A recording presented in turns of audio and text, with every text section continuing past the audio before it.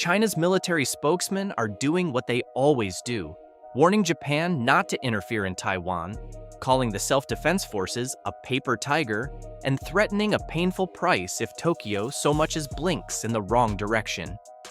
Beijing isn't entirely wrong to feel confident. China has the world's largest navy by ship count.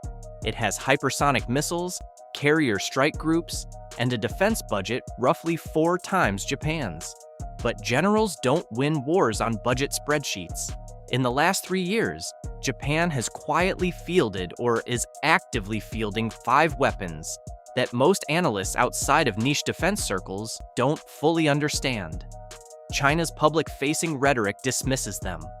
But inside the PLA's strategic planning rooms, that's a different conversation. Let's go through them. There's Weapon 1, the Taigei class submarine. Let's start with the one that gets the least airtime, but arguably matters the most. Japan's Taigei class submarine, big whale in English. On the surface, this doesn't sound threatening. It's a conventional diesel-electric submarine. No nuclear reactor. Smaller than American or Chinese boats. China operates nuclear fast attack submarines and is aggressively expanding its undersea fleet. So it's easy to look at Japan's Taigei and think, okay, non-nuclear, conventionally powered, how dangerous can it really be? Here's what that framing misses. The Taigei class is the world's first operational combat submarine powered by lithium-ion batteries, rather than the traditional lead-acid cells that every other non-nuclear navy in the world has relied on for decades. And that single engineering decision changes almost everything about how these boats fight. Traditional diesel-electric submarines have a hard problem. They have to surface, or at least snorkel, regularly to run their diesel engines and recharge their batteries. Every time they snorkel, they become detectable. Their periscope mass breaks the surface, diesel exhaust is emitted, and acoustic signatures spike. In shallow contested waters like the East China Sea and the choke points of Japan's Nansei Island chain, that moment of vulnerability can be fatal. The Taigei doesn't have that problem, at least not nearly as often. According to specifications published by the U.S. Naval Institute, the lithium-ion battery system delivers significantly higher energy density and faster recharge times than lead-acid cells. In practical terms, when that translates to extended submerged endurance, up to 12 days at low speed according to reporting by Futura Sciences, compared to just 3 to 5 days for standard diesel-electric submarines. At full power, the system can push the boat to 20 knots underwater. But endurance is only part of the story. The deeper advantage is acoustic. Nuclear submarines, the standard of comparison, are permanently burdened by the sound of their own propulsion. A reactor must run continuously. Coolant pumps circulate, steam systems operate. Even at their quietest settings, nuclear submarines produce a detectable mechanical hum that advanced sonar systems can pick up. Japan's lithium-ion submarines, operating in low-speed patrol or ambush posture, don't have that problem. They generate almost no mechanical signature at all. In the tight, the shallow choke points of the East China Sea, exactly where China would need to move warships in a Taiwan contingency, the Taigei can be harder to detect than far more expensive nuclear boats. The hull itself reinforces this advantage. According to reporting from the Defense News, the Taigei features acoustic absorbent material on its hull, a floating floor structure to isolate internal machinery noise, and an X-shaped stern rudder optimized for quiet maneuvering. The drive system uses a permanent magnet synchronous motor, quieter than the induction motors of predecessor classes. As of 2025, Japan operates 22 submarines and plans to expand to 24 before the decade ends. The Taigei class is the backbone of that expansion, with multiple hulls already commissioned and more moving down the production line at Mitsubishi and Kawasaki shipyards in Kobe. China is watching this.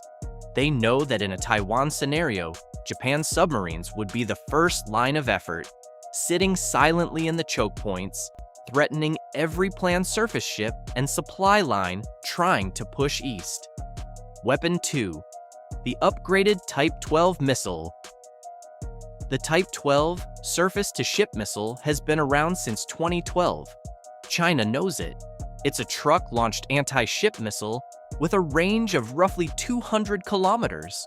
For years, it was considered a coastal defense weapon, useful, but not exactly the stuff of strategic nightmares. But then Japan rewrote the terms. In December 2025, Japan's Acquisition, Technology and Logistics Agency announced the completion of development for a land-based variant of the upgraded Type 12, after 7 live test launches conducted between October and November 2025 at the Point Mugu Sea Range in Southern California. The reason they had to test in California? The missile has a range of approximately 900 to 1,000 kilometers. Japan doesn't yet have a domestic test range large enough to accommodate it. Read that again. A ground-launched anti-ship missile with a range of 1,000 kilometers. According to Wikipedia's sourcing from Japanese Ministry of Defense documents, the long-term goal is to push that range to 1,500 kilometers in future iterations. The missile is being redesigned with a stealthy, on low-radar cross-section airframe, terrain-following flight profiles, and improved GPS and inertial navigation guidance. It can strike not just ships, but land-based targets too, and it's already deploying. As of late 2025, the Japan Ground Self-Defense Force's 5th Surface-to-Ship Missile Regiment at Camp Kengun in Kumamoto Prefecture was set to receive the first operational rounds, with additional units in Okinawa and Oita following. By 2027, the missile will also be integrated onto JMSDF destroyers and JASDF F-2 fighter jets, giving Japan a multi-domain anti-ship strike capability that didn't exist 3 years ago. When China's Global Times ran an analysis on this deployment in August 2025, they called it a breakaway from Japan's pacifist constitution and an expansion of military ambitions. When that framing is telling, Beijing's analysts aren't dismissing this weapon. They're alarmed by it. A 1,000-kilometer land-launched anti-ship missile deployed across Japan's southwestern island chain, the same chain that sits between China's Eastern Fleet and the open Pacific, fundamentally changes the math on any Chinese naval sortie. Every warship in range becomes a potential target, tracked and targeted from ground launchers that are mobile, survivable, and deeply networked. Weapon 3, JS Kaga and the F-35B carrier air wing. For 80 years, Japan did not operate aircraft carriers. The 1947 Constitution, political pressure, and historical memory made it a firm line. When Japan commissioned the Izumo-class ships in 2015 and 2017, the government insisted they were helicopter destroyers, not carriers. Dan would never host fixed-wing aircraft. That line is now completely gone. In October 2024, a U.S. Navy F-35B landed on the deck of JS Kaga for the first time, the first fixed-wing carrier landing by Japan in nearly 80 years. In August 2025, Japan deployed its first 3 domestically received F-35Bs to Nutabaru Air Base in Kyushu. Shortly after, both the U.S. Marine Corps and Royal Navy F-35Bs conducted flight operations from Kaga during the Annual X exercises in the Philippine Sea.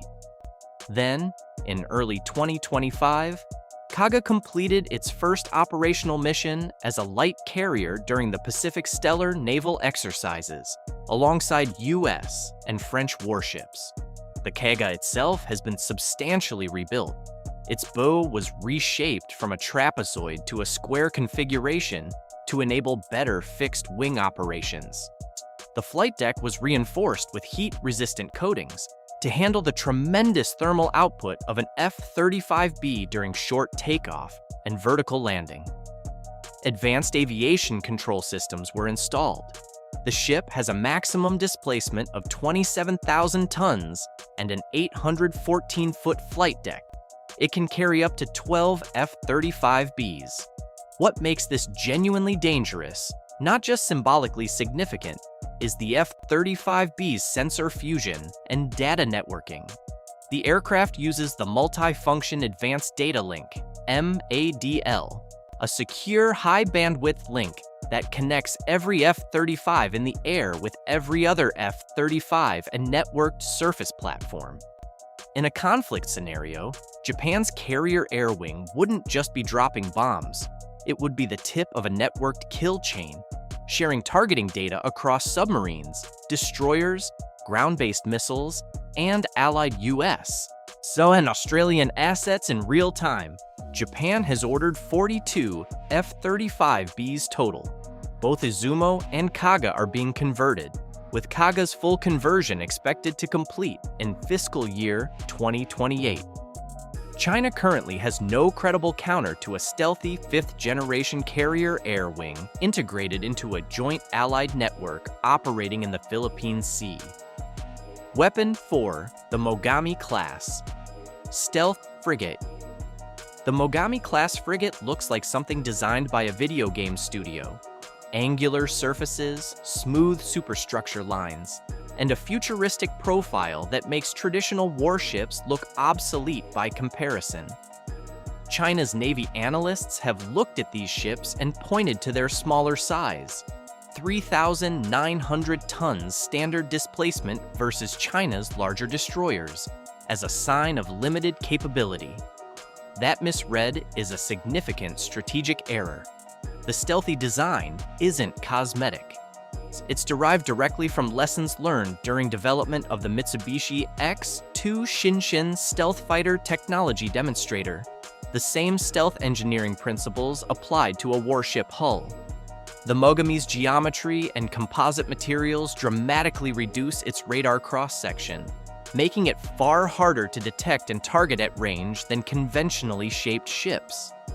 The crew complement is 90, roughly half of what a comparable Western frigate would require, achieved through extensive automation and a next-generation Combat Information Center featuring a panoramic 360-degree display that integrates navigation, engineering, and tactical systems.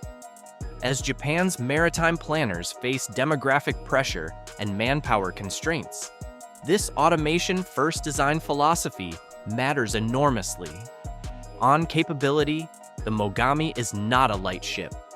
It carries a 127mm Mark 45 naval gun, 8 Type 17 anti-ship missiles, a CRAM close-in weapons system, torpedo tubes, and from the 7th ship onward, a 16-cell Mark 41 vertical launch system. It can operate an SH-60K anti-submarine helicopter and deploy unmanned surface vehicles and unmanned underwater vehicles for mine warfare and reconnaissance. It can hunt submarines, sweep mines, conduct anti-surface warfare, and engage aerial targets, all from the same hull. In December 2025, Mitsubishi Heavy Industries launched the 12th and final ship of the original class, JS Yoshi. But Japan isn't stopping there. An improved variant, the new FFM or upgraded Mogami, is already under construction, with a larger 4,880-ton displacement, 32 Mk41 VLS cells, enhanced radar, and an upgraded new ship-to-air missile system for dealing with fast-moving threats. 12 of these improved ships are planned, alongside the original 12. In August 2025, Australia selected the upgraded Mogami to replace its Anzac-class frigates, a significant vote of confidence from a sophisticated navy that evaluated multiple competing designs. New Zealand is now in talks to follow suit. A fleet of 24 of these ships, operating as a distributed sensor shooter network across Japan's archipelagic waters, covering choke points from Kyushu to Okinawa, represents a formidable and deeply cost-efficient sea control capability. Weapon 5. The Hypervelocity Gliding Projectile. The fifth weapon may be the most consequential for long-term deterrence. Japan's hypervelocity gliding projectile, the HVGP, is the country's first de facto ballistic missile. Its official designation is an island defense weapon. In practice, it is a hypersonic boost glide system capable of striking naval targets and military bases at extended range with almost no warning time. Here's how it works.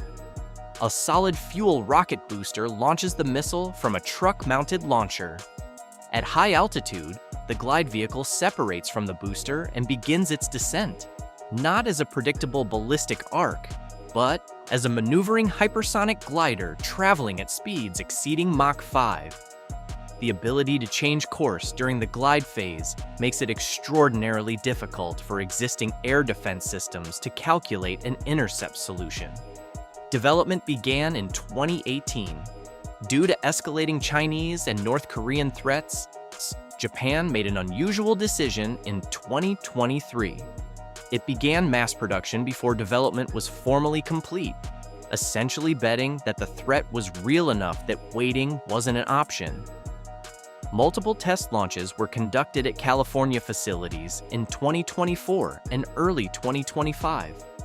In June 2025, Japan stood up its first two operational HVGP battalions in Kyushu and Hokkaido, officially designated Island Defense High-Speed Gliding Missile Special Operations Battalions. Block 1 has an estimated range of approximately 900 kilometers.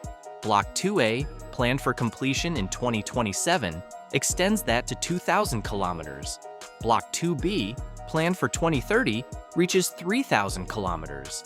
At 3,000 kilometers, this weapon covers not just the Nansei Island chain and the first island chain choke points, but a substantial portion of the Chinese coastline and military infrastructure in the region. The U.S. State Department approved a $200 million foreign military sale in early 2025 to support HVGP test infrastructure and development services, a sign of how seriously Washington takes this program as a joint deterrence asset. China's own DF-17 hypersonic glide vehicle is more mature and operationally deployed in larger numbers. But Japan, having a hypersonic strike capability at all, a weapon that can bypass China's layered air defense systems and hold high-value naval assets at risk from mobile ground launchers scattered across the island chain, fundamentally changes China's targeting calculus for any Taiwan contingency. None of the five weapons is designed to fight a fair fight. They're designed to deny, complicate, and impose costs. Japan can't match China ship for ship or missile for missile. It doesn't need to.